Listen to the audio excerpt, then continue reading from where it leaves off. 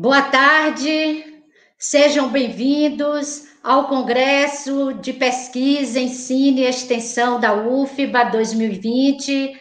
Nosso acolhimento afetuoso em nome da reitoria, aos mais de 30 mil congressistas, professores, alunos, profissionais da educação básica e superior, nas mais diferentes áreas do conhecimento. Meu nome é Marise Carvalho, sou professora da Faculdade de Educação e também quero colocar para vocês que esse congresso se constitui como um espaço de reflexão ampliada sobre a universidade, a educação pública, o seu papel social, e que por conta da pandemia e do novo coronavírus, as atividades presenciais foram suspensas e a UFBA realiza pela primeira vez seu Congresso Virtual 2020. Mas esse congresso vai dando visibilidade da produção científica expressa nas mais de 700 atividades e mesas, oficinas, que visa apresentar toda essa produção nesse cenário político que nós estamos vivendo. Por extensão, essa mesa, perspectiva e a função social da educação profissional e tecnológica pública em tempos de pandemia, ela foi organizada por uma ação institucional da Rede de Ensino, Pesquisa e Extensão da Educação Profissional e Tecnológica Pública da Bahia, na qual a UFBA é colaboradora desde 2018, juntamente com a UNEB, o FRB, o IF Baiano, Secretaria de Educação, Movimentos Sociais. Nesse sentido, desde 2018, esta rede está provocando, fortalecendo o intercâmbio entre pesquisadores, docentes, discentes dessas instituições, em vista de estratégias em defesa de uma educação integral, politécnica, emancipadora, para consolidar na Bahia uma resistência ativa e encaminhar em conjunto reais possibilidades que se apresentam na conjuntura para o fortalecimento da educação profissional e tecnológica. Sem mais delongas, quero apresentar os colegas de mesa na ordem de apresentação neste momento, e desde já agradecer a colaboração de cada pesquisador aqui. Estará conosco a professora doutora Luzia Matos Mota, reitora do Instituto Federal da Bahia. Então, muito obrigada, Luzia, por estar conosco e colaborar. É licenciada em Física pela Universidade Federal da Bahia, mestre em Ensino de Ciências Naturais e Matemática pela Universidade Federal de Santa Catarina, doutora pelo Programa Multidisciplinar em Difusão do Conhecimento da UFBA, e é professora titular do Instituto Federal de Ciência Tecnológica da Bahia, hoje nossa reitora. Então, saudação, professora. Também vai estar conosco a professora doutora Célia Tanajura Machado, licenciada em Letras, atua no Conselho Estadual, no Conselho de Educação Estadual, é professora adjunta da Universidade do Estado da Bahia e atua muito na pós-graduação e tem na sua experiência com profissionalização, formação de professores no campo da gestão, da educação profissional e de modo geral. E, por fim, o professor Ezequiel, ele é superintendente da educação, está atuando hoje como superintendente da educação profissional e tecnológica na Secretaria da Educação do Estado da Bahia, é sociólogo pesquisador da educação básica, tem uma experiência em educação popular, políticas e gestão, e já coordenou e foi vice-reitor do mesmo instituto hoje no Paraná, né, no Instituto Federal do Paraná. Então, a todos vocês, nosso muito obrigado, em nome da universidade, da rede, e vamos para a primeira exposição com a professora Luzia.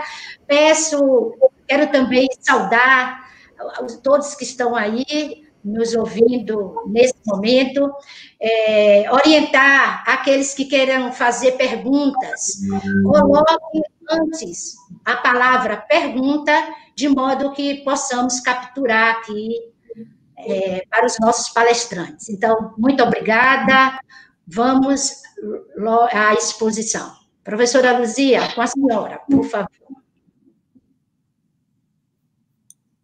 Que estamos nesse momento de pandemia e de quarentena.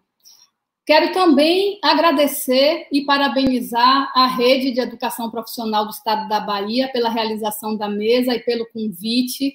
O IFBA também faz parte da rede e tem todo o interesse em fortalecer a política, a ação, porque é um coletivo importante para a sociedade baiana entender a importância da educação profissional na Bahia e no Brasil, particularmente para aqueles que necessitam de educação pública de qualidade, que é a juventude da classe trabalhadora.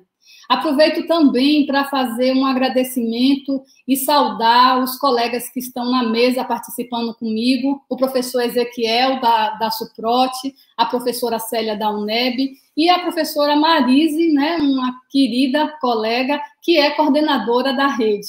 Agradeço aí a companhia nessa mesa. E também saudar todos que estão participando, todos e todas que estão participando aí dessa mesa, estão assistindo. Agradeço a participação, espero que nossa mesa corresponda às expectativas para discutir um pouco a educação profissional na Bahia.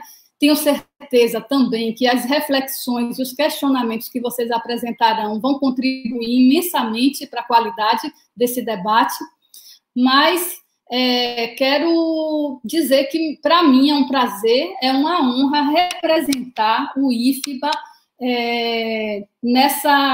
no congresso da UFBA e especificamente nessa mesa. Para mim é um prazer e uma honra. O tempo que nós temos aqui é um tempo bastante curto, né? Um tempo padrão.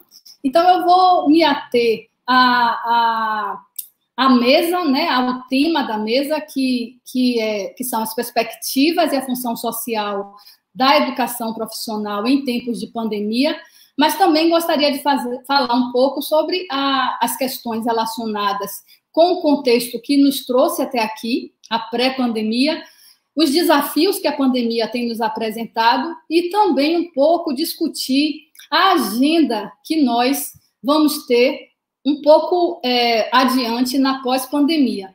Então, vou fazer uma fala com essas reflexões e tenho certeza que no debate, nas questões, nós podemos aí aprofundar nesses pontos.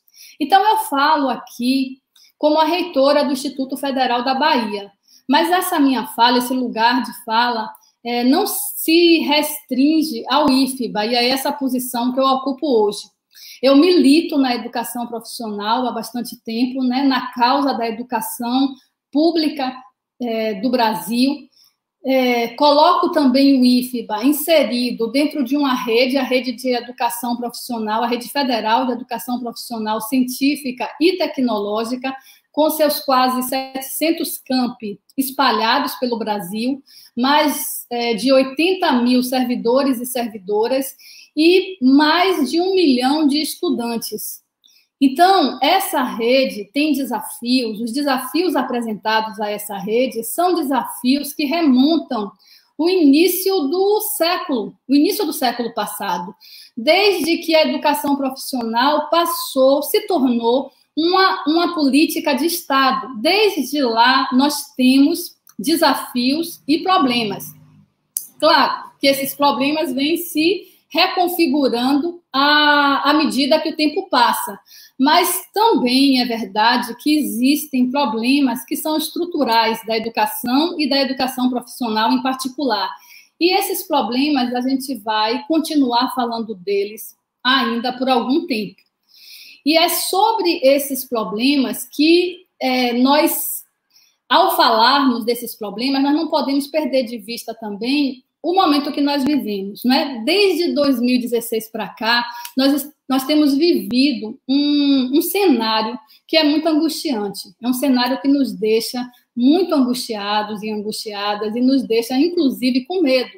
Porque, veja, nós levantamos pela manhã e nós não temos certeza do que é que vai acontecer naquele dia. Nós não sabemos ao certo qual vai ser a investida deste governo contra nós e contra nossas instituições. Porque o governo, esse governo especificamente, e isso não sou eu que estou dizendo, isso foi apresentado à sociedade brasileira em 2018, durante a campanha. O projeto político apresentado pelo candidato deixa claro, explícito, que é um governo que defende os interesses da classe proprietária desse país. E a classe proprietária desse país tem um projeto de formação profissional para a classe trabalhadora, que também não é um projeto escondido, é um projeto explícito, claro, que todos nós conhecemos, um projeto de formação aligerada, que é um contraponto com o projeto de educação que nós, que militamos na educação profissional, dentro dos institutos federais, dentro das redes de educação profissional dos estados, é um projeto que se contrapõe ao projeto que nós defendemos. E veja, como é que esse projeto se apresenta para nós, brasileiros e brasileiras? Através do que o Ministério da Educação apresenta como políticas, como programas, como projetos. Tudo isso dentro de um cenário, um contexto, um cenário que é um cenário de cruzada, um cenário de guerra, um cenário de luta, onde os inimigos somos nós, as instituições públicas de educação do país. Nós somos tratados pelo Ministério da Educação como inimigos nessa cruzada cultural, nessa cruzada ideológica, onde o pano de fundo o que está por trás dessa cruzada é a ideia de que, para se implementar um projeto de sociedade, o projeto de sociedade que é representado por esse governo, é necessário você ter uma vitória de um projeto de educação. E esse projeto de educação que sustenta esse projeto de sociedade, uma sociedade que a gente percebe aí, é um projeto que é baseado na liberalidade econômica, que é baseado no conservadorismo de costumes, mas, na realidade, trocando em miúdo, é um projeto de sociedade que prevê uma macroexploração do trabalho. É um projeto que tenta fortalecer valores preconceituosos, discriminatórios. É um projeto que reforça, que aprofunda as desigualdades educativas e as desigualdades sociais. Esse projeto pode parecer para muitos de nós aleatório, porque aparece um programa ali, um programa aqui, mas a gente não pode perder de vista que é um projeto, uma condução do Ministério da Educação definido, bem delineado e que tem objetivos a cumprir. Quando aparece no cenário brasileiro um projeto como o Futurice, que nos tomou quase que o ano de 2019 todo, passamos discutindo o Futurice, tem um objetivo muito claro de mercantilização do ensino superior público, não é porque o ensino superior já está na mão dos rentistas há muito tempo, então é um projeto que mercantiliza agora, né, que privatiza a educação superior pública. Quando nós temos para a educação profissional um programa como o apresentado nos Novos Caminhos, o que é que a gente observa? Observa que é um programa que, no geral, repactua recursos do antigo Pronatec, e essa repactuação é para ofertar o novo Pronatec. Então, veja que é mudar para continuar a mesma coisa, mas não é um projeto ou não são ações aleatórias e vazias. São ações, são políticas, projetos que têm em vista, primeiro, privatizar e depois quebrar a autonomia das instituições, quebrar a autonomia universitária e quebrar a autonomia das instituições. Não é à toa que no ano passado, 2019, o IFBA teve que lutar durante um ano inteiro para que eu pudesse tomar posse como a reitora eleita da instituição e os diretores e diretoras pudessem também tomar posse. Não é à toa que hoje nós temos, dentro da rede federal, 3 grandes instituições sob intervenção do governo federal: o IFRN, o IFSC e o Cefet Rio de Janeiro. São 3 grandes instituições inspiradoras que estão, neste momento, sofrendo com essa intervenção, em situação de risco institucional, risco político, e eu já deixo aqui toda a nossa solidariedade às comunidades que estão, neste momento, sofrendo com essas intervenções. Nós sabemos o que isso significa e nós estamos juntos nessa luta. Mas quando a gente observa, quando a gente coloca essa intervenção nessas instituições, né, essas intervenções, quando nós colocamos isso em uma perspectiva, o que é que a gente observa? Que é um ataque direto ao instrumento mais potente que nós que militamos na educação temos para constituir, para implementar, para manter, para difundir um projeto de educação que nós acreditamos, um projeto de educação que seja socialmente mais justo para toda a sociedade brasileira, porque essas intervenções ferem de morte a gestão democrática dentro das escolas. E como pensar um projeto emancipatório para toda a sociedade brasileira sem ter uma gestão democrática plenamente funcionando, institucionalizada em cada uma das nossas escolas? Não é possível. É o instrumento mais forte que nós temos para poder disputar dentro das contradições que existem na sociedade e dentro da escola, é o instrumento que nós temos mais poderoso para disputar esses projetos. E é bem aí que o governo, que representa a classe dominante desse país, ataca nos pontos que sabe que vai fazer modificações profundas dentro dessas instituições. Por isso é que nós precisamos estar atentos, muito atentos, fortes na defesa das nossas instituições. E quando a gente pensa na gestão democrática também, e a gente traz essa gestão democrática para o cenário que nós estamos vivendo hoje, esse cenário pandêmico, esse cenário onde nós estamos afastados, né, presencialmente, e que surge para nós elementos que já existiam, mas que não estavam tão fortes ainda, não é? É como se nós antecipássemos um futuro que seria para 5, 10 anos, e esse futuro vem, nos toma, nos atinge, e nós temos que dar uma resposta a essa antecipação do futuro. Agora, eu pergunto, como fazer isso dentro dessa realidade que nós estamos vivenciando, dentro da realidade que nós estamos experienciando dentro das nossas instituições? Porque eu penso que o cenário da pandemia, ele traz dois cenários muito importantes para nós. Um deles tem a ver com a possibilidade, vamos dizer, a atitude criada de solidariedade entre nós, a atitude de defesa das nossas instituições, a atitude de defesa dos nossos estudantes, das nossas estudantes, que é muito importante, e a própria defesa de nós mesmos enquanto trabalhadores e trabalhadoras. Então, a pandemia nos trouxe isso, um elemento de unidade, de unificação, de estarmos juntos na defesa do que é importante para nós. Mas vejam, ao mesmo tempo, essa pandemia nos trouxe alguns tensionamentos importantes. Essa pandemia nos trouxe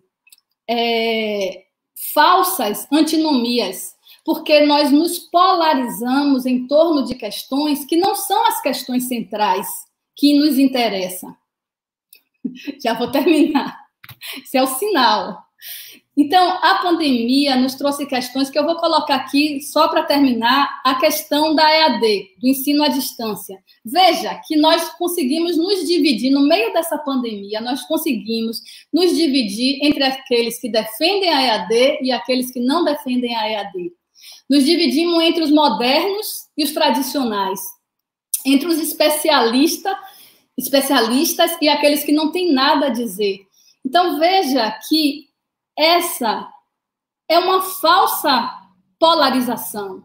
Não nos interessa ficar brigando se nós temos que retomar nossas atividades com EAD ou não.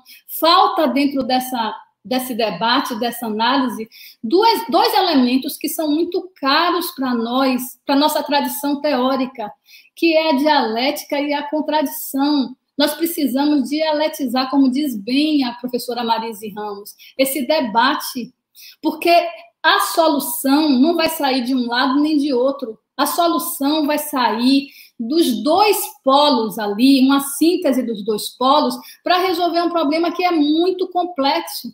E a gente vai ter que dar conta da solução desse problema complexo, pensando que, primeiro, a luz, o caminho, a salvação, a razão, elas não são neutras, elas não são únicas, e elas têm lado. E é nesse lado que reside a principal decisão que nós temos que tomar, a trajetória que nós vamos seguir a partir da pandemia para a pós-pandemia. É uma decisão que vai nos levar a beneficiar, a oportunizar qual bloco histórico, qual grupo social que tem que ser beneficiado com as decisões tomadas por nós hoje na pandemia para o pós-pandemia. É isso que nós precisamos pensar. É aí a questão central. Nós vamos deixar que o mercado dite a nova normalidade ou nós vamos fazer as nossas reflexões, nós vamos alinhar a nossa luta em torno de uma normalidade ou de uma nova normalidade que seja boa para nós. E aí, para finalizar, para fechar mesmo, Marisa, eu vou deixar aqui alguns elementos que eu acho que é importante a gente pensar para uma agenda de organização da EPT na Bahia, e nacionalmente também, e elementos que são importantes para estar na agenda de luta para os próximos momentos. Primeiro é que, apesar dos problemas novos trazidos pela pandemia, nós temos problemas estruturais na educação, na EPT, e nós temos que focar na solução desses problemas estruturais. É necessário manter o foco nesses problemas. Um outro elemento importante é a questão da formação do professor, que aí os elementos trazidos por essa antecipação de futuro da pandemia precisam serem considerados, né? A EAD não vai retroceder mais das salas de aula, e nós vamos precisar ter uma formação de professores que leve em conta que não é uma novidade, né? Mas que se tornou um elemento ali de disputa. Um outro elemento que nós não podemos deixar de trazer aqui é a intransigência na defesa do ensino médio integrado como um projeto de educação que se contrapõe à reforma do ensino médio. Nós temos um projeto nesse país que forma a juventude do jeito que nós defendemos. E esse projeto é um ensino médio integrado, uma formação integral, uma formação sólida. uma formação que permite que o potencial da nossa juventude seja plenamente desenvolvido, tanto culturalmente, quanto produtivamente, quanto solidariamente, quanto sustentável, e diminui as desigualdades, tanto educativas quanto sociais. Então, nós não podemos perder de vista que nós temos um projeto para defender quando se trata de ensino médio nesse país. E, por último, eu deixaria também como um elemento importante é que a nossa formação, a formação para o trabalho, precisa levar em conta a questão do trabalho remoto, que é uma outra agenda, que vai ser uma agenda sindical, que vai ser uma agenda do governo, e que nós precisamos refletir como é que ele será introduzido na nossa realidade do trabalho. Porque se for introduzido do modo como nós estamos hoje, isso não vai ser uma normalidade positiva para nós. Nós temos que pensar os limites do trabalho remoto para que nós não sejamos aí pegos de surpresa. Eu acho que esses são os elementos, eu acho que esses elementos precisam ser debatidos, precisam estar na política pública. Se nós não conseguirmos colocar na política pública, nós temos que colocar nos nossos planos de curso, nos nossos colegiados e, em último caso, nas nossas salas de aula, porque lá nós podemos, e é nossa função, é função social da educação profissional, debater essas dimensões que têm a ver com o trabalho na sua dimensão ontológica, histórica e, como bem diz o professor Américo, que está aí, na sua dimensão epistemológica também. Eu, então, vou deixar aqui, são muitas tarefas, nós temos muitas tarefas, sempre tivemos, sempre vamos ter muitas tarefas, mas eu gostaria de dizer aqui, de deixar aqui, de colocar aqui a tarefa que hoje é a principal, que é a primeira para todos nós. Hoje nós temos uma tarefa que é a tarefa de sobreviver. Nós temos que sobreviver, porque nós precisamos estar vivos para fazer a luta daqui a pouquinho ali na frente. É isso. Muito obrigada, professora Marise. Pode continuar com a mesa. Obrigada, professora Luzia. Eu quero também informar aos ouvintes que a rede tem uma organização colegiada e procura, reverberar nesse congresso as propostas e ações, diretrizes, como a professora Luzia colocou, da educação profissional, que temos defendido no conjunto das ações da rede. E nos últimos seminários, realizamos um seminário em 2018, um seminário estadual, realizamos um em novembro, no final de 2019, que tocava essa questão da política pública, da produção do conhecimento da rede, e nessa conjuntura política econômica, como a professora bem colocou, do desenvolvimento capitalista, ameaçada e que sofre retrocessos. Agora, eu passo a palavra para a professora Célia. Então, muito obrigada, professora Célia. Obrigada, Marise. Primeiro, eu gostaria de cumprimentar a todos, a professora Marise, a professora Luzia, que fez uma lindíssima apresentação, que nos provoca, que nos faz lembrar que a gente está vivo, né? O professor Ezequiel, que está por aí com a gente, e a todos que estão nos assistindo. Já vi aqui que tem alguns alunos do mestrado em Gestão e Tecnologias Educacionais da UNEB, vi que tem professores do IF Paraná, professor Ezequiel aqui, alguns colegas seus, vi que temos também muitos professores da Rede Estadual de Educação Profissional, alguns deles conheço e vi aqui falar no chat. Então, pessoal, todos sejam muito bem-vindos. Eu vou aceitar um pouco a provocação da professora Luzia e falar um pouco daquilo que eu tinha pensado em falar.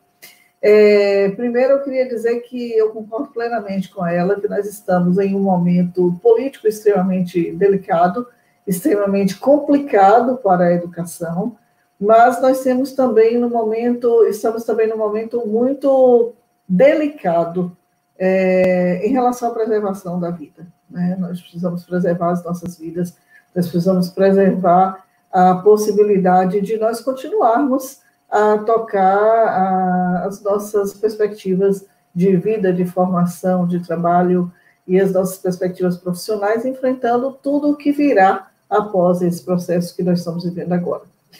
Estamos muito mais sensibilizados, porque todos os problemas da pandemia, os contágios, os óbitos, começam a chegar perto da gente, né? Perdemos amigos, perdemos parentes, temos amigos contaminados, e tudo isso nos deixa muito, muito estáveis, e devemos comemorar, porque nós ainda podemos estar aqui, produzindo conhecimento e discutindo com vocês sobre temas que são candentes hoje, mas que serão muito mais importantes depois dessa pandemia. Então, eu queria agradecer a todos os presentes.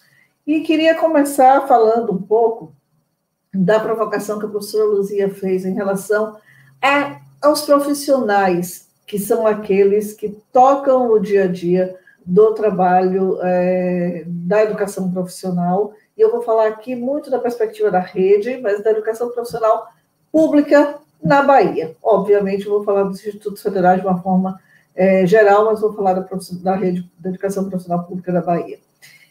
Tenho aqui uma preocupação muito grande nas minhas pesquisas, e tenho revelado isso em textos e palestras, com a profissionalização do professor da educação profissional, com todos os desafios que eles enfrentam no dia a dia, seja na rede federal, seja na rede estadual. E quando eu falo de profissionalização, eu gosto muito de destacar as subcategorias que sejam essa categoria maior, né, para que a gente possa pensar em formação de professores, sim, mas que profissionalização não se reduza à formação de professores.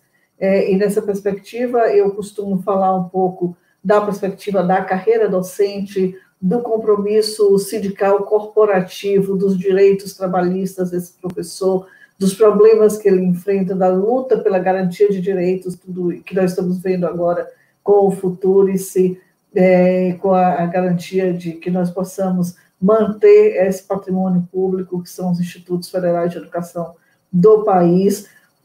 Penso também na perspectiva do desenvolvimento profissional, de tudo que o professor acumula ao longo da sua vida profissional, de todas as aprendizagens que não são medidas, portanto, e certificadas ou tituladas formalmente, como se faz na formação inicial e continuada desse professor. E a gente fala de profissionalização, portanto, de uma forma mais completa. E aí eu vou falar um pouco de alguns resultados que a gente tem encontrado quando a gente discute elementos relativos à profissionalização.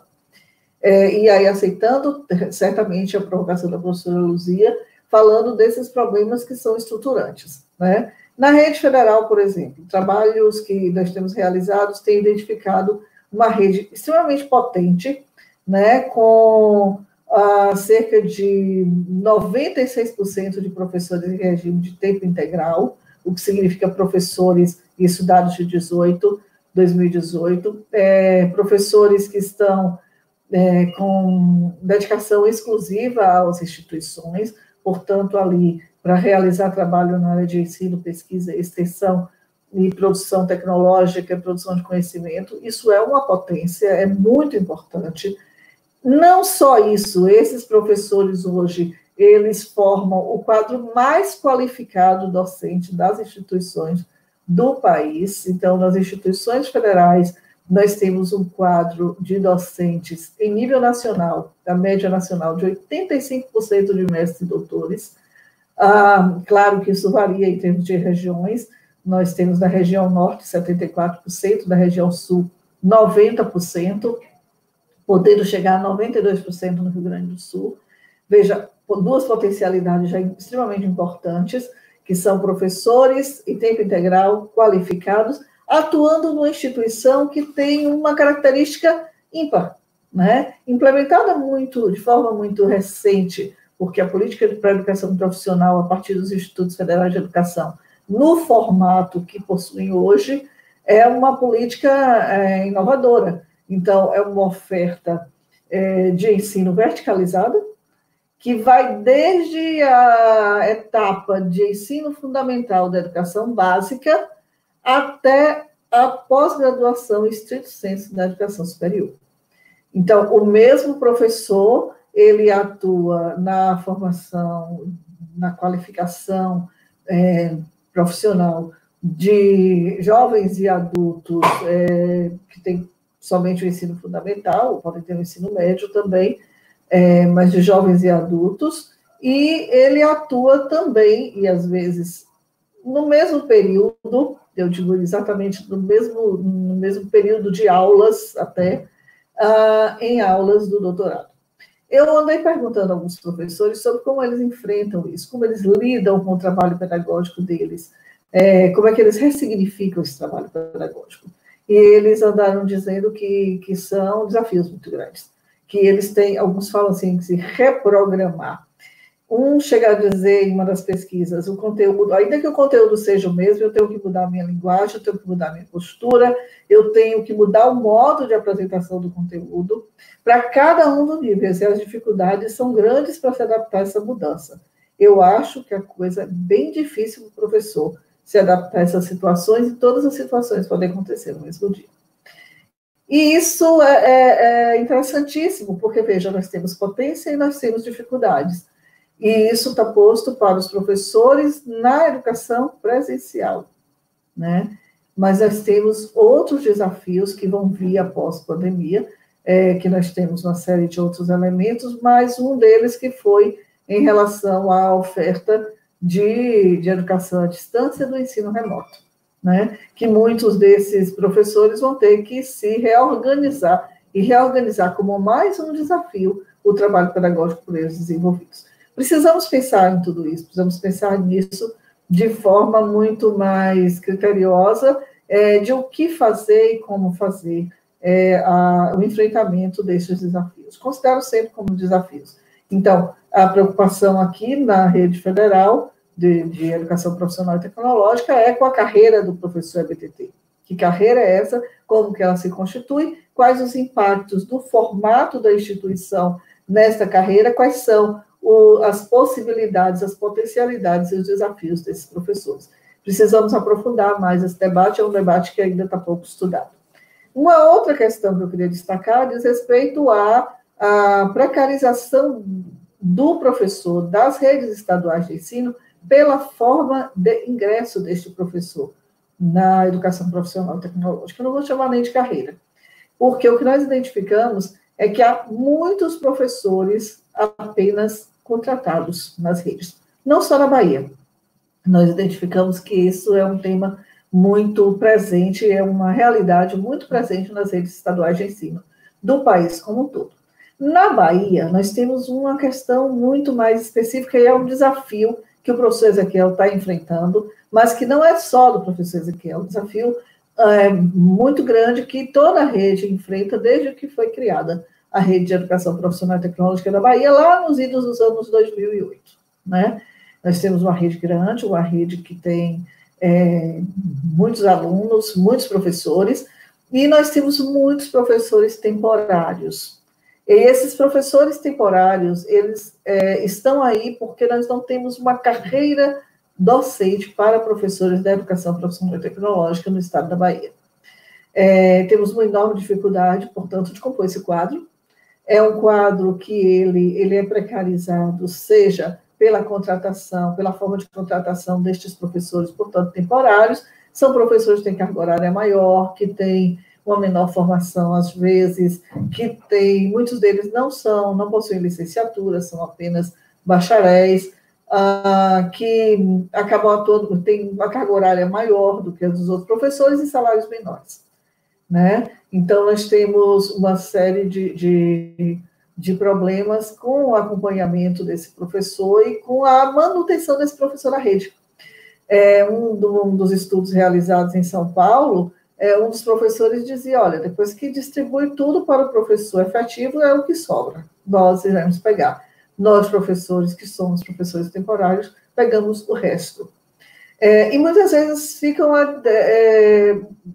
muito ao sabor das decisões da secretaria em que escolas podem ficar, porque muitas vezes eles são substitutos de professores efetivos, então eles têm que sair o tempo todo e têm que ir aonde há trabalho, como um dos entrevistados diz, ele diz assim, eu devo lecionar onde há aulas, quando o salário não compensa, mesmo quando o salário não compensa. As atribuições são primeiramente para os efetivos, portanto, o que sobrar, o resto é aonde eu vou trabalhar. Então, não tem aulas, no caso de São Paulo, eles dizem assim, não tem aula em uma cidade, eu tenho que ir também para outra cidade, para completar a carga horária. No caso da Bahia, nós não chegamos a esse professor ter que trabalhar em 2 cidades. Pode ocorrer, mas eu não conheço casos frequentes. Mas esse professor tem que trabalhar em várias escolas, né, para completar a carga horária às vezes. E isso é muito complicado. É um desafio muito grande, um desafio de nós entendermos que profissionalizar esse professor é o elemento importante e o elemento necessário para que a gente possa fortalecer o sistema público de ensino. Seja na perspectiva de motivá-lo, no caso dos institutos federais, para a continuidade do seu trabalho, e de um trabalho que ele esteja motivado, que ele possa, de fato, explorar suas potencialidades em diferentes perspectivas, seja no caso da educação profissional na rede estadual, para que a gente possa discutir seriamente, após esse processo e durante esse processo, agora eu estou pensando, mantemos a vida, mas mantemos também o foco no que é essencial. É essencial discutirmos a carreira de professores para a educação profissional e tecnológica na rede pública de educação profissional da Bahia. É essencial. Continuamos depois, Marise já apitou aqui no meu tempo. Muito obrigada, professora Marise, e a todos que ouviram. A gente conversa mais aí depois com as questões de vocês. Muito obrigada. Obrigada, professora. Muitas inquietações, perguntas, e a necessidade de formar esse professor da educação profissional com uma consistente base teórica, com um currículo unitário, né, que corresponda àquilo que os educadores, historicamente, estão defendendo via FOP e na educação profissional. Agora eu passo a palavra para o professor Ezequiel, a equipe técnica, por favor. Olá, estão me ouvindo? Estão? Então, boa noite a todos. Aqui na Bahia, escurece cedo, por isso já estou dizendo boa noite, não boa tarde, né? Antes de mais nada, eu gostaria muito de agradecer o gentil convite da Rede de Educação Profissional e Tecnológica aqui da Bahia, na pessoa da professora Marise, dos amigos, né, Célia Tanajura, Almerico, entre tantos outros colegas, né, muito carinhosos, que confiaram a nós esse momento aqui de reflexão. E também gostaria de parabenizar a instituição, né, a UFBA, por um congresso tão importante, tão expressivo, né, nesse contexto, e como uma resposta também, sabe, de resistência e de organização da produção acadêmica, dos saberes, né, e do conhecimento científico das universidades, em particular, né, da UFBA, no diálogo com todas as instituições. Gostaria também de cumprimentar, né, carinhosamente, meus colegas professores, a professora Luzia, né, reitora do IFBA, e também, né, a professora Célia, do Programa de Educação da UNEB, né. Bom, eu trouxe algumas reflexões, né, o tempo é curto, 10 minutos, somos muito falantes, e nesse momento eu falo da minha condição docente, né, de educador, e também, né, do lugar que eu ocupo nesse momento, né, como servidor da rede estadual CEDI, tá?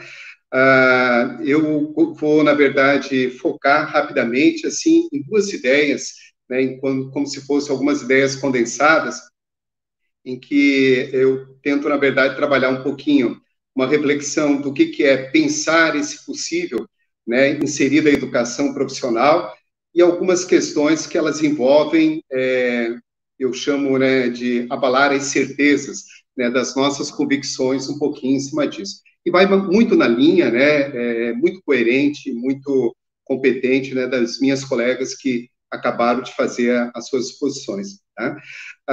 Antes de mais nada, né, dentro dessa proposição do tema de como pensar a educação profissional e tecnológica, né, nesse contexto de pandemia, rapidamente, eu diria que é um desafio, né, que vai além da educação profissional, não somente no campo da gestão, mas de pensar, né, como fortalecer a escola pública, né, de modo geral. E a escola pública no sentido lato, amplo mesmo, né, do próprio termo, pensado desde a sua oferta na relação com a educação popular, a pós-graduação, né, nas instituições públicas, né, de ensino. Então, esse contexto, né, de pandemia, do qual a educação profissional ela está inserida, né, ela é muito resultado daquilo que os teóricos e teóricos extremamente consistentes, né, como Boaventura Santos Souza, ele apresenta, né, de uma crise do próprio capitalismo, né, que nós estamos vivendo, que é um contexto anterior à pandemia, que vem a se aprofundar cada vez mais, né. Então, é exatamente o sintoma dessa racionalidade econômica, né, extremamente, né, selvagem, cruel, em que os conceitos se modificaram por completo, né, na sociedade há muito tempo, né, e essa noção extremamente consumista, individualista, né, numa lógica incessante pelo progresso, pelo acúmulo, sabe, do capital, da riqueza, e, ao mesmo tempo, a gente passa a ter, né, uma forma invertida, né, dos próprios valores, né, numa relação muito mais coletiva ou colaborativa, né, de modo geral. Eu estou me referindo, né, que a gente vai buscando cada vez mais ver os indivíduos, as pessoas, a partir da perspectiva, né, do título acadêmico, dos cargos, do valor econômico, né, ou monetário dos salários, dos bens acumulados, né, mas perde outras relações de sociabilidade, de humanidade, né, que elas são extremamente importantes. Então, esse contexto todo maior, né, que necessitaria muito tempo para a gente poder aprofundar, ele reflete também, numa linguagem macro, né, uma crise energética, uma crise, né, ambiental, a desvalorização e a desqualificação dos povos originários, né, o aniquilamento das políticas públicas, né, de modo geral, e a afirmação cada vez mais dos valores, né, de um Estado neoliberal, né, e um Estado neoliberal em que o mercado, que o tempo todo, né, se beneficiou dessas políticas neoliberais e particularmente da educação, em tempos de pandemia, é o próprio mercado que não consegue dar resposta, né, a fortalecer as políticas públicas, nem sequer o mercado consegue produzir, né, equipamentos de ar para respiração artificial nas UTIs, nos vários hospitais de campanha que se instalam pelo país, né, mas ele tenta exigir das próprias políticas e das instituições públicas a eficiência que ele não consegue. Ou seja, ele se apropria das políticas públicas, dos fomentos públicos, né, voltados às demais ações e projetos e programas importantes, principalmente na área educacional, e a partir do momento, né, em que passamos a ter um contexto de crise, o mercado não sobrevive, né, não sobrevive no sentido da sua forma gananciosa, cada vez mais de acumulação, né, do próprio capital, e busca, né, no Estado, né, que está entrando cada vez mais a uma visão mínima, né, em relação às políticas públicas, a eficiência dos próprios serviços. Então, eu acho que a professora Luzia, quanto também a professora Célia, né, elas foram muito felizes, né, nas colocações, mostrando o modelo desse Estado autoritário no contexto de crise, no desmonte, né, das políticas públicas educacionais, que elas podem levar também pela literatura já reflexões de alguns anos, né, de uma crise civilizatória que passamos a ter, né, num contexto internacional, e que vem demonstrando, dentro desse contexto de crise, do qual a educação ela está inserida, né, os interesses também da indústria farmacêutica, dos grandes laboratórios privados, né, do controle, sabe, do avanço das ciências, dos resultados da ciência, né, pelo domínio do grande capital. E essa inversão toda, né, e essa ênfase dada um contexto internacional e particularmente, né, vivenciada numa realidade brasileira, ela demonstra cada vez mais, né, que uma inversão, que os governos, né, quer dizer, as instituições públicas, como a UFBA, né, como o IFBA, como várias instituições extremamente sérias, né, os governos, eles financiam a pesquisa pública, com seus pesquisadores, laboratórios e assim por diante, né? E, no entanto, quando dos resultados dessa pesquisa ocorrem, né, geralmente, a falta de apoio e a inversão disso, né, na valorização do grande capital, né, de modo geral. Com esse contexto macro, né, que pode parecer que não tem nada a ver com o que nós estamos discutindo, e mereceria muito tempo para a gente poder aprofundar, ela é resultado também, nos últimos 2, 3 anos, desde o governo Temer, e principalmente em várias ações do governo federal, do Ministério da Educação, de 2019 para cá, né, além das políticas sociais cada vez mais aniquiladas, né, nós também, o processo de aniquilamento por completo, né, dos programas educacionais, principalmente dos governos populares, né? Então, eu gostaria somente de priorizar um ou outro para fazer um link, né, com a educação profissional, né, que é importante. Na atualidade, né, e eu posso estar totalmente equivocado, isso não é uma reflexão atual, ela já acompanha de forma conjuntural há muito tempo. Quem pauta a política, né, de educação nacional e, em particular, da educação profissional e tecnológica, com todo respeito, não são os institutos federais, não é o CONSET, né, não são os grupos de pesquisa, a sociedade organizada. Quem pauta a política de educação profissional e tecnológica são as grandes agências, né? São as agências privadas, as fundações privadas que há muito tempo elas pautam a política do livro didático, elas pautam, sabe, a discussão que ela é totalmente retrógrada, né, no sentido conceitual, epistemológico, que volta às discussões do final da década de 90, sobre os conceitos de competência e habilidade, né, voltada a uma noção totalmente organizacional, né, e reducionista, né, no sentido mesmo de uma escola unitária, voltada para os trabalhadores, de uma concepção, né, com preceitos mais gramscianos, né, em que ela esteja totalmente na perspectiva dos filhos dos pobres, dos trabalhadores, e eu gosto aqui, né, sempre de referir, não no sentido genérico da palavra, sabe, que é a respeito, né, somente o filho dos trabalhadores, os filhos dos trabalhadores pobres, e os filhos dos pobres trabalhadores, né, pobres no sentido, né, de que as políticas educacionais, elas nunca chegam exatamente a quem mais precisa e vive no processo de marginalidade, e o inverso, de trabalhador pobre pelas condições, né, econômicas pela qual eles estão inseridos.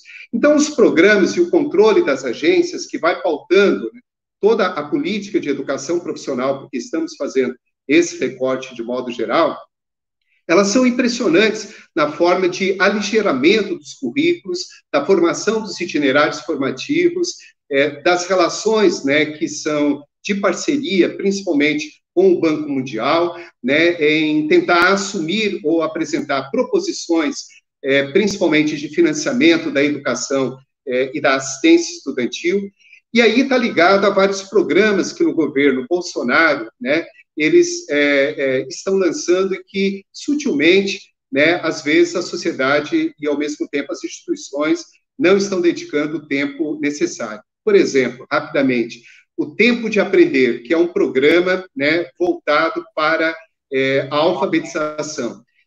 Já estou concluindo, professora Marisa, me dá 2, 3 minutinhos.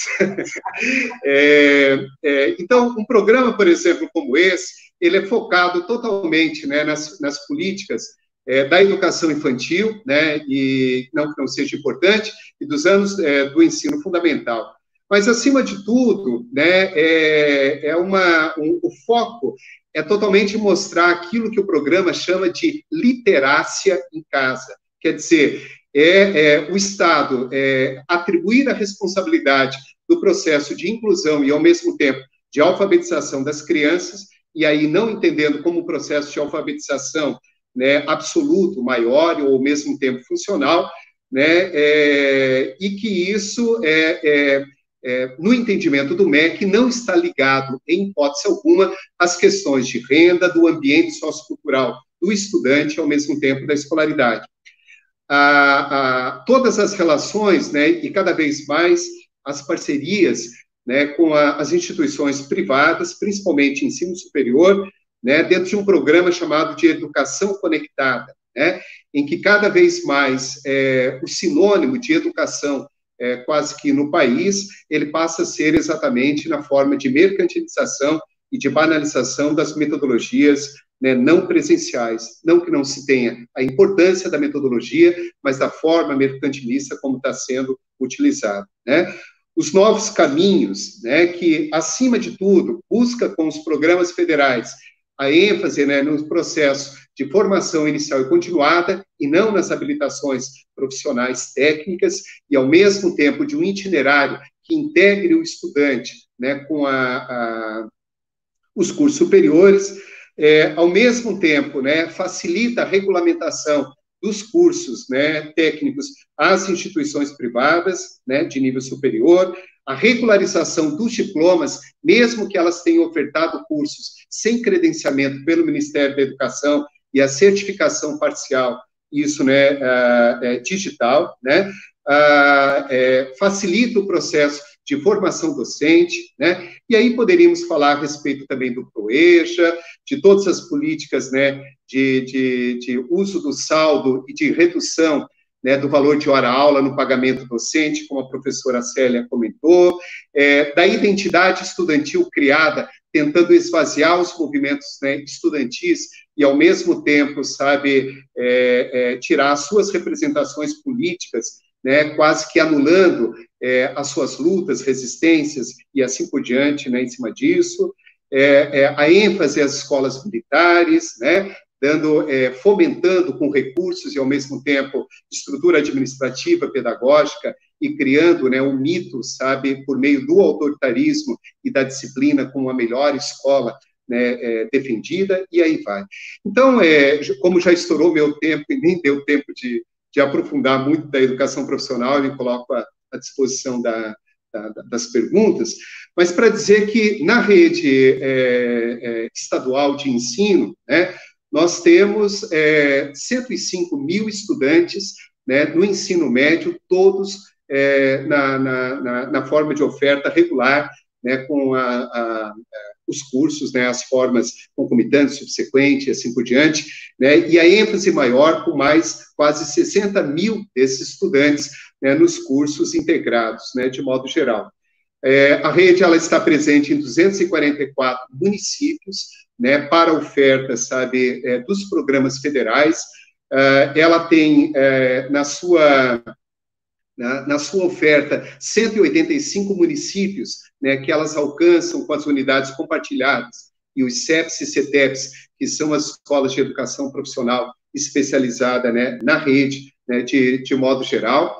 E para dizer que a rede, nesse momento, sabe, de currículo, dada a questão do nosso tempo, ela reafirma os princípios da educação profissional, né, no sentido da indissociabilidade da teoria e da prática, as relações com o mundo do trabalho, né, a perspectiva interdisciplinar da educação profissional, né, que todas as políticas da educação profissional, elas nascem dos territórios de identidade, e, acima de tudo, ela tem por foco, né, considerando que todas as pessoas, elas são importantes na escola, uma escola pública, gratuita, né, e voltada para todos, e que, no campo da utopia, nós possamos ter, na mesma escola, o filho do mais rico e do mais pobre da mesma cidade, mas em condições equitativas, né, de educação.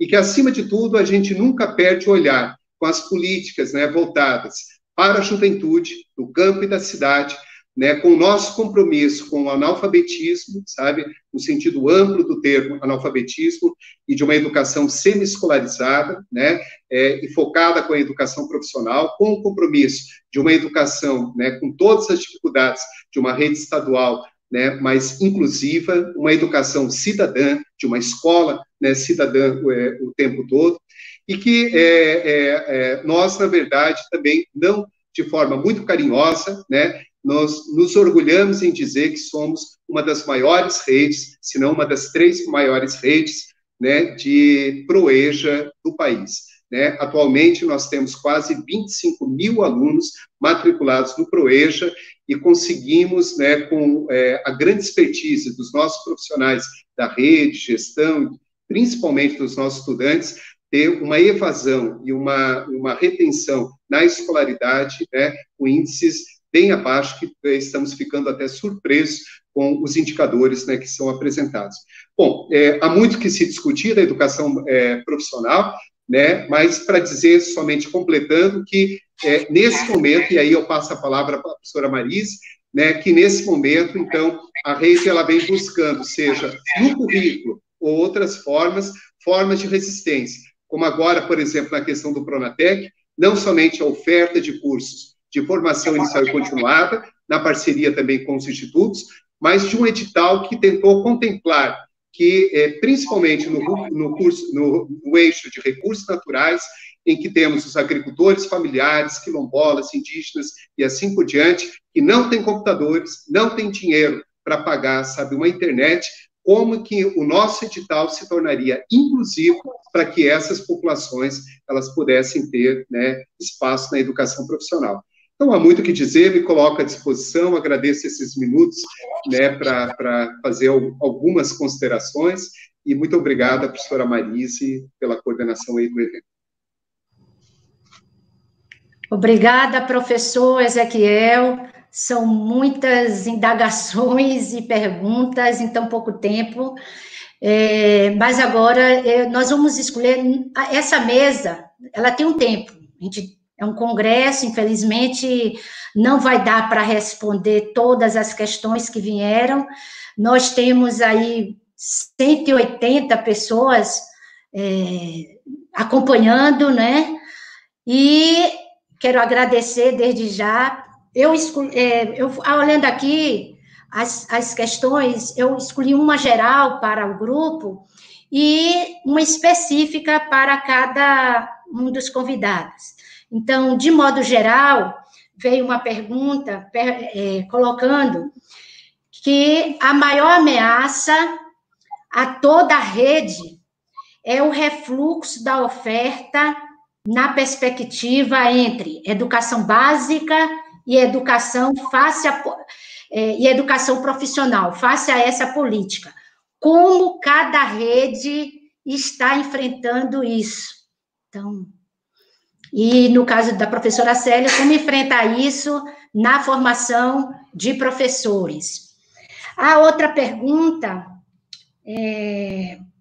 acho que a professora Luzia já colocou, sobre o Futurice, professora Luzia, de que maneira o Futurice, adentrando nos institutos, como é que ele está, e ontem o projeto foi enviado novamente para a Câmara, como ele vai afetar o ensino de modo geral, a prática,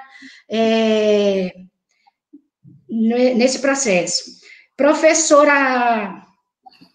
Professora Célia, tem uma pergunta do professor Almerico: como avalia o curso de especialização em ensino da educação profissional para professores e gestores, que atingiu na Bahia 1.200 docentes, e a senhora esteve à frente dessa coordenação. Passado esse tempo, qual é a avaliação que a senhora faz? Tem ainda uma pergunta aqui para o professor Ezequiel, da Leidiane: como manter uma educação de qualidade se não há investimento nem na valorização de professores e nem na infraestrutura socioeconômica de nossos alunos? Eu me dirigi ao professor Ezequiel, na verdade ela fez por grupo, mas nós não temos tanto tempo, vamos ver se a gente consegue, para cada um aí, 5 minutos, e se der tempo, mais uma rodada, a gente complementa. Então, quem quer começar? Acho que na mesma ordem. O professor Ezequiel, nesse momento, ele está com problema, a gente, enquanto uma de vocês responde, a gente vai tentar novamente. Pronto, está voltando. Então, vamos lá. Eu vou responder pela última questão, principalmente, que chegou. 5 minutos. Tá bom, eu acho que não vai tudo isso.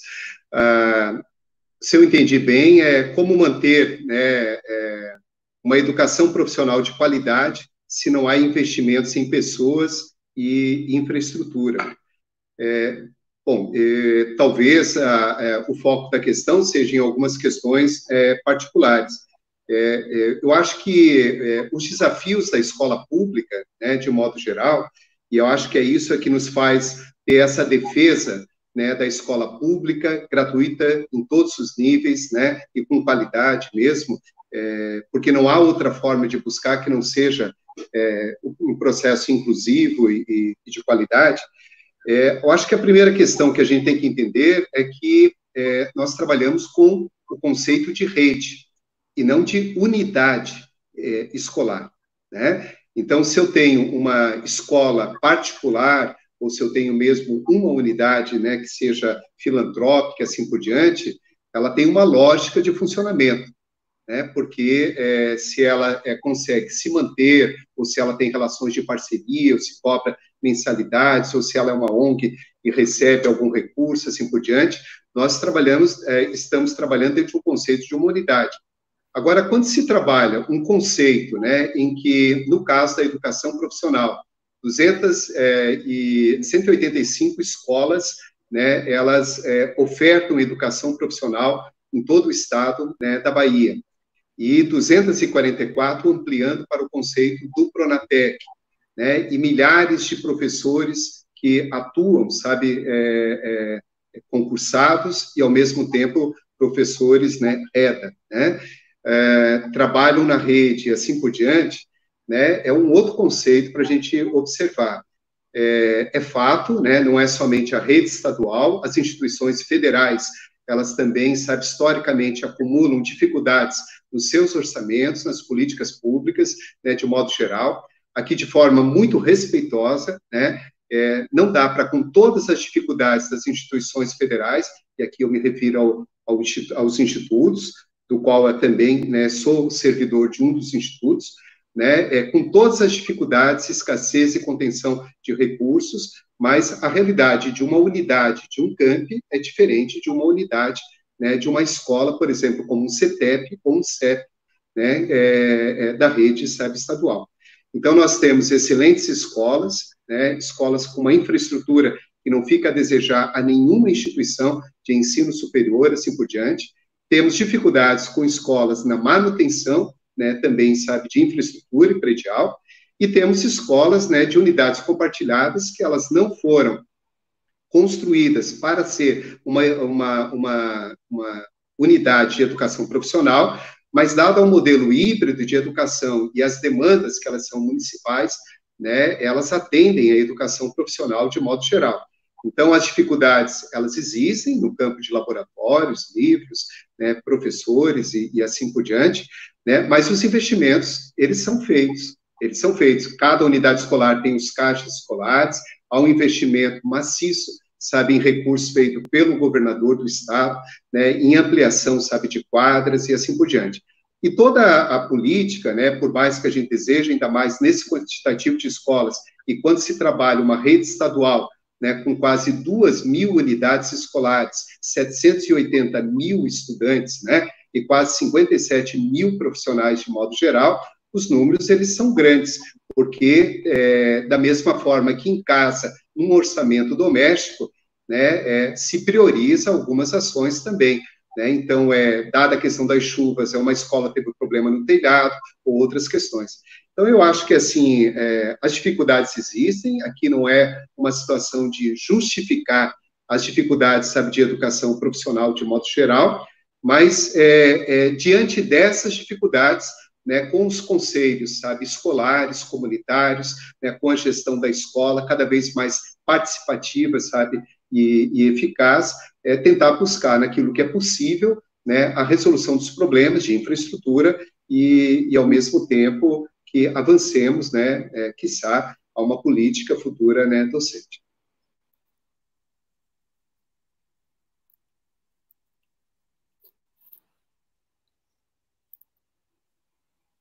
Ok?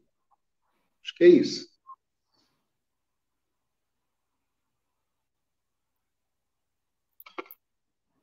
Marise, parece que professora Célia, Marise, seu microfone está fechado, e a câmera também, abre tudo.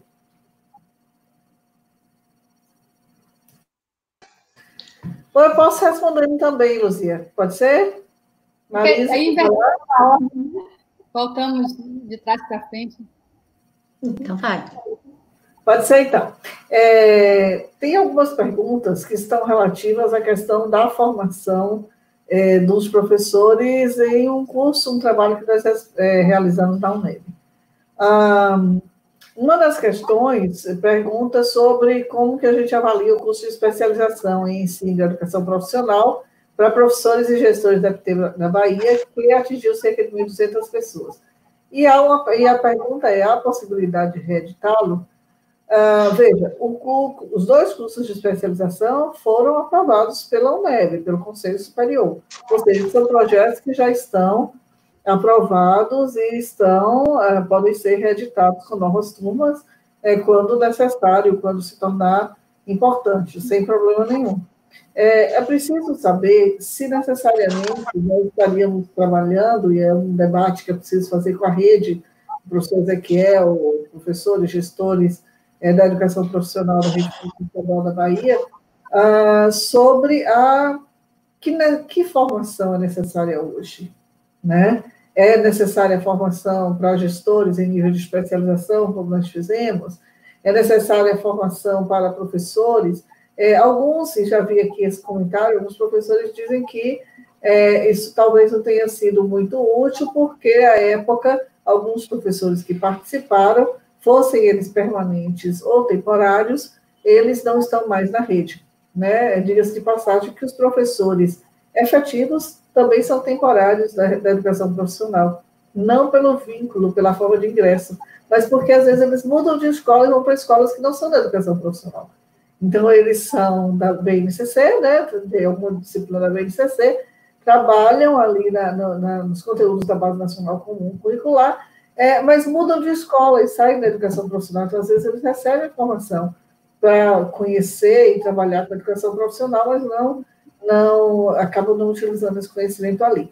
Mas nós consideramos que esses conhecimentos foram extremamente importantes para os professores. Vimos isso na formação, inclusive da rede APT, que a gente hoje faz parte, mas também no âmbito do mestrado, por exemplo, que eu coordeno com o professor Túlio, nós temos lá inúmeros alunos que são professores da rede estadual, que realizaram este curso e que realizaram diferentes pesquisas também na área de educação profissional. Então, há uma produção de conhecimento muito importante na área de educação profissional e muito desse conhecimento produzido é advindo dessa formação realizada durante aquele curso. Então, o curso está aprovado pela UNEB, pode ser reeditado.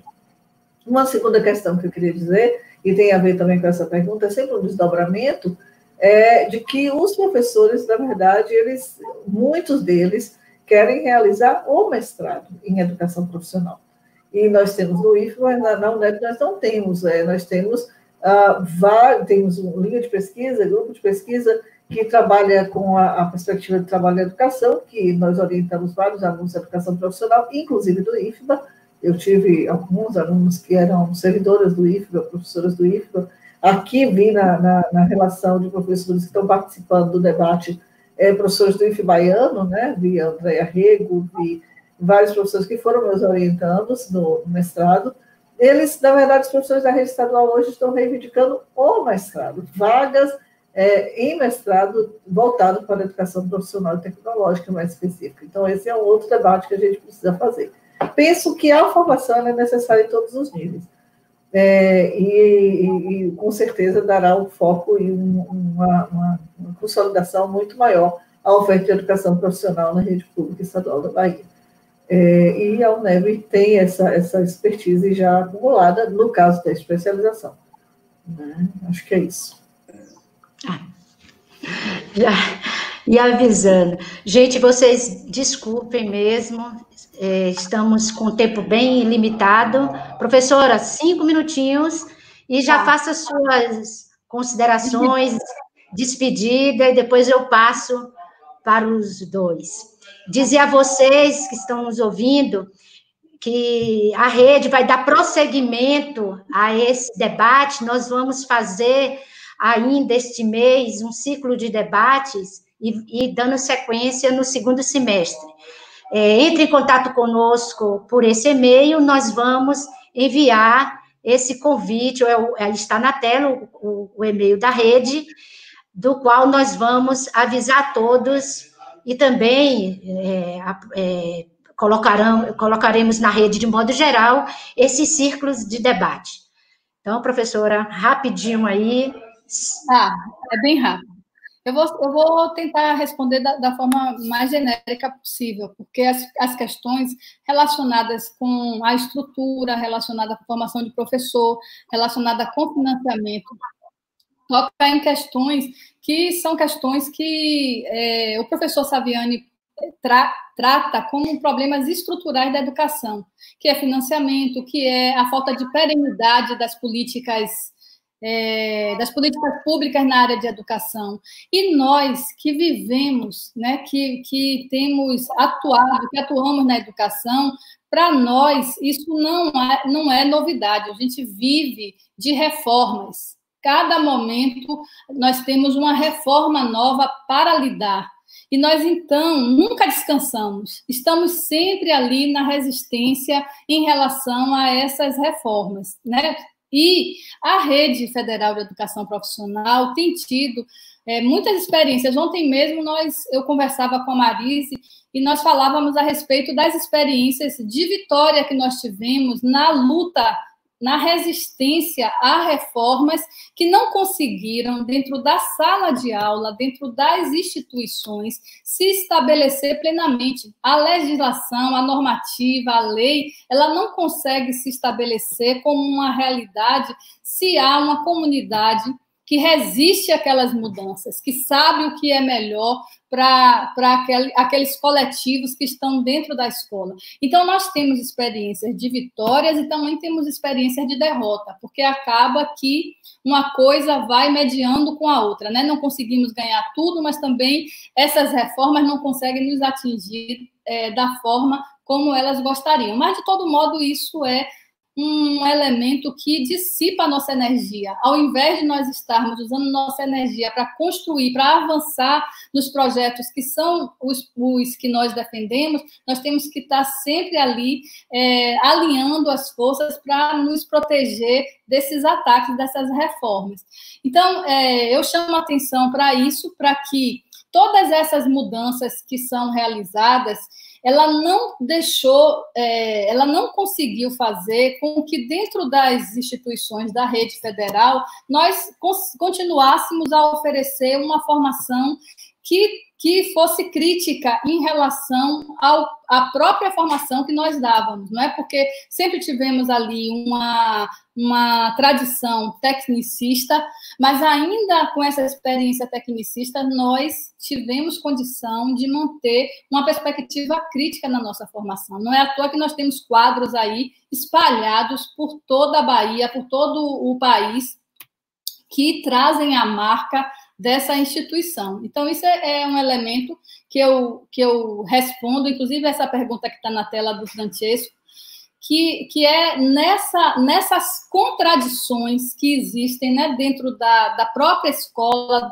do próprio Estado brasileiro, que tem o papel de reproduzir aí políticas de desigualdades, de manutenção dos lucros do capital. Ainda assim, dentro dessa sociedade, desse Estado, dessas escolas, nós temos condições de atuar para formar cidadãos com um espírito crítico, com um espírito, com a perspectiva emancipatória. Bom, essa eu acho que é responde um pouco ali às questões que estão levantadas. Quero fazer o registro aqui de colegas do IFE Baiano. O IFE Baiano poderia estar nessa mesa tranquilamente debatendo a educação profissional no campo, que é algo para nós também extremamente importante, né? Existem muitas escolas agrotécnicas que vêm fazendo a discussão e fazendo a formação nessa área. Então, é, de fato, importante. Agradeço a presença dos colegas do IFBA, dos campi, muitos campi do IFBA, os colegas aí da rede estadual, né, dos centros do interior, muitas pessoas aqui colocando. Agradeço à rede pelo convite, pela oportunidade de reflexão. Estamos todos aqui nesse modo de trabalho remoto, e isso nos faz refletir muito a respeito do que será isso no futuro, e eu acho que a gente tem que pensar. E refaço aqui, a professora Marisa já apareceu aí, vou refazer aqui, então,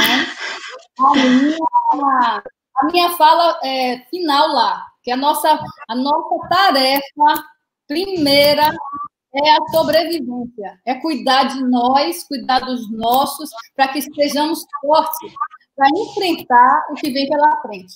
Então, estamos presentes, estamos à disposição da rede para outras oportunidades, e dizer que não somente eu, mas os colegas do Instituto Federal da Bahia estão à disposição para contribuir com esse debate, com fortalecimento dessa organização.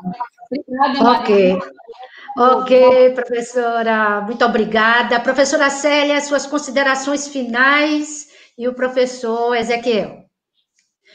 Só temos aí, ó, 2 minutos para cada um, tá bom? Nossa, mãe, vamos correr. Bom, então é isso, agradecer a oportunidade de discutir o tema, de discutir o tema com colegas tão qualificados, e foi um encontro maravilhoso. Estou com saudade de ver vocês pessoalmente. A professora Luzia conheço só à distância, mas é um prazer vê-la aqui também. Vocês aqui, a Marisa, a gente se encontra mais. Então, assim, saudades de todos, de encontrar todos pessoalmente, do toque, do encontro pessoal, da energia que a gente tem quando a gente faz as reuniões da rede. Professor Ezequiel, temos aí uma das atividades pendentes depois dessa suspensão dos trabalhos, que seria contigo, e convidar todos que estão aqui a participarem da rede, a virem para a rede, para debater com vários de nós essas questões ou aprofundá-las, né? Eu quero agradecer também a presença de alguns professores do GESTEC, professor Relá, professor Márcio, que estiveram por aqui, e a todos, né? Fomos quase que 200 pessoas presentes, nos prestigiando. Agradecer a todos os presentes e a oportunidade. Muito obrigada.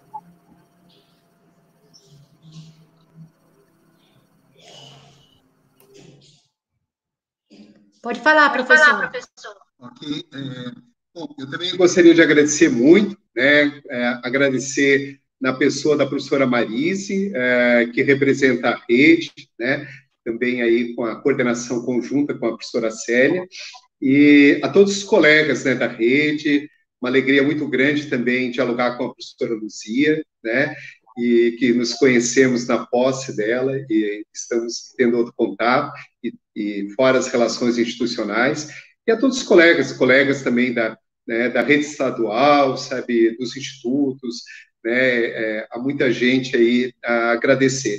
E para dizer somente assim que, com todas as dificuldades que nós estamos vivendo, né, e todos nós, da sua forma, né, no sentido institucional, buscando resistências, lutas, né, e ressignificando os nossos trabalhos, as políticas, de modo geral, né, eu falo assim de forma muito carinhosa e muito respeitosa, né, pela expertise, pela historicidade da rede de educação profissional e tecnológica no estado da Bahia, né, muito respeitável, sabe, por todos os atores e atrizes, né, que se fizeram presentes nesses mais de 10 anos, né, que acompanha. Então, os gestores, né, e os alunos, professores, é uma rede, né, muito qualificada, que tem resultados, né, com toda a dificuldade, sabe? E aí eu acho que a gente não pode ver somente a qualidade pela infraestrutura e assim por diante. Isso são condições necessárias, sim, para se ter uma educação de qualidade, mas vai além disso, né, do engajamento dos nossos estudantes, os projetos, programas que a rede tem, sabe? Então, tem uma infinidade, sabe, de uma diversidade, né, na rede, assim como o Instituto Federal, né, e outras instituições, que ela é riquíssima, riquíssima, e não há nenhum bem maior, né, do que a escola, no sentido mesmo cultural, né, no sentido de um bem de um povo. Então, com todas as dificuldades, né, da escola, sabe, da escola pública, defendemos a escola pública e defendemos a educação pública, gratuita, né, e aqui nessa perspectiva, a educação profissional e tecnológica. E, por fim, eu fico muito feliz quando eu vejo, né, as universidades, né, federal, estadual, né, assim como a rede estadual, né, e o Instituto Federal aqui representado, né, e tenho certeza da mesma forma com o professor Aécio e toda a sua equipe e quadro docente, né, o mesmo sentimento comum de fortalecimento da educação pública e gratuita, né, na perspectiva da modalidade de educação especial na Bahia. Então, contem sempre com o nosso apoio. Muito obrigado pelo carinho e pelo convite. Nós que agradecemos. Enquanto coletivo da rede, quero aqui registrar a presença de vários professores da Universidade Federal, do Instituto Federal, como Luzia já colocou, da UNEB, alunos, né? Agora nós ainda mantemos uma média, são 156 ouvintes, e dizer a vocês que nós vamos dar sequência a esse círculo de debate, e toda vez que a rede se reúne, ela trabalha numa ação concreta. Então, a rede hoje articulou que nós vamos fazer um manifesto, professora Luzia, em favor dos institutos federais que foram ameaçados na sua autonomia com esses interventores. Então, o Rio Grande do Norte, Santa Catarina, professora Ilma, ela já fez a nota aqui, já nos mandou, sempre assim, a rede discute, mas faz uma ação concreta, política, porque nós sabemos que só a luta organizada muda a vida. Nós podemos teorizar bastante, e teorizamos, nossa produção científica é grande, mas é preciso que os professores, organizados nos seus sindicatos, organizados nos seus coletivos pedagógicos, possam resistir a esse desmonte que nós tivemos a partir de 2016. Então, agradecer mesmo a todos vocês, principalmente os colegas aqui, a coordenação do Congresso pede que vocês permaneçam na sala, teremos uma intervenção artística nesse momento da UFBA, e amanhã o encerramento. Também vamos recolher todas as questões aqui, e a rede, no próximo encontro da coordenação, nós vamos definir a sequência de debates que vamos proporcionar para o segmento desse espaço. Então, mais uma vez, gente, obrigada, viu? É difícil, viu, coordenar vocês aqui, não foi fácil, viu? Obrigada.